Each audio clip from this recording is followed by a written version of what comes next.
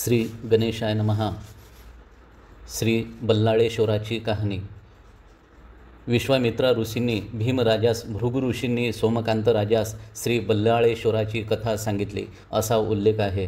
तर मुद्गल पुराणात जाजलीने विभांडक ऋषींना श्री बल्लाळ विनायकाची कथा सांगितल्याचा उल्लेख आहे।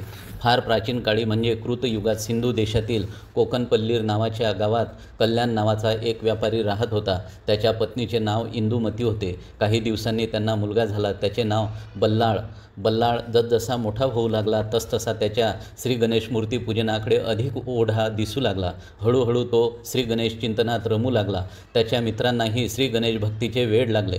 बल्लाळ आपल्या मित्रासह रानात जाऊन श्री गणेश मूर्तीचे भजन पूजन करू लागला। बल्लाळाच्या संगतीने मुले बिघडली अशी ओरड गावात सुरू झाली। लोक कल्याण शेठजीकडे जाऊन बल्लाळने आमच्या मुलांना बिघडविले अशी तक्रार करू लागले। आपला मुलगा इतक्या लहान वयात भक्ती मार्गाला लागला आणि त्याने आपल्याबरोबर इतर मुलांनाही वाईट नादाला लावले या विचाराने कल्याण शेठजींना राग आला। त्या रागाच्या भरातच तो एक भला मोठा सोटा घेऊन बल्लाळ ज्या रानात होता तेथे गेला। तेथे बल्लाळ आपल्या सवंगड्यासह श्री गणेश मूर्तीची पूजा करीत होता। सारेजण श्री गणेशाचे भजन करीत होते। बल्लाळ श्री गणेशाच्या ध्यानात अगदी रंगून गेला होता। ते पाहून कल्याण शेठजींच्या पायाची आग मस्तकाला गेली।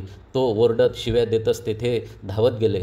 त्यांनी ती पूजा मोडून टाकली, श्री गणेशाची मूर्ती फेकून दिली। इतर मुले भीतीने पळून गेली, पण बल्लाळ मात्र श्री गणेश ध्यानात मग्न होता। कल्याण शेठजीने बल्लाळास सोट्याने झोडपून काढले।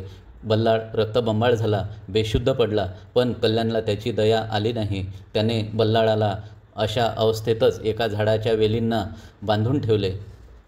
कल्याण सेठ रागाने म्हणाला, येऊ दे तुझा गणेश, आता तुला सोडवायला, घरी आलास तर ठार मारीन, तुझा आणि माझा संबंध कायमचा तुटला, असे म्हणून कल्याण सेठ निघून गेले। थोड्या वेळाने बल्लाळ भानावर आला। त्याचे शरीर ठणकत होते।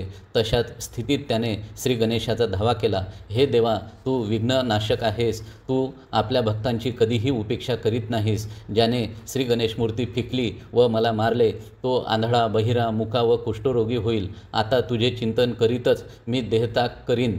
बल्लाळाचा धावा ऐकून विनायक श्री गणेश ब्राह्मण रूपात प्रगट झाले। बल्लाळाचे बंध तुटले, त्याचे शरीर होते तसे सुंदर झाले। श्री गणेश बल्लाळाला म्हणाला, तुला ज्याने त्रास दिला त्याला 5 जन्मी नव्हे तर पुढच्या जन्मीसुद्धा अपार दुःख भोगावे लागेल। तुझ्या भक्तीने मी प्रसन्न झालो आहे। तू माझ्या भक्तीचा प्रवर्तक, श्रेष्ठ आचार्य व दीर्घायुषी होशील। आता तुला हवा तो वर माग। तेव्हा बल्लाळ म्हणाला, तू याच ठिकाणी कायमचे वास्तव्य करावेस व आपल्या भक्तांच्या इच्छा पूर्ण कराव्यात। ही भूमी श्री गणेश क्षेत्र म्हणून प्रसिद्ध व्हावी। तेव्हा श्री गणेश म्हणाले, तुझ्या इच्छेनुसार मी इथे बल्लाळ विनायक या नावाने कायमचे वास्तव्य करीन। भाद्रपद शुद्ध चतुर्थीला जे भक्त येथे येतील त्यांच्या सर्व मनोकामना पूर्ण होतील, असा वर देऊन श्री गणेश जवळ असलेल्या एका शिळेत अंतर्धान पावला। तीच शिळा आज श्री बल्लाळेश्वर या नावाने प्रसिद्ध आहे।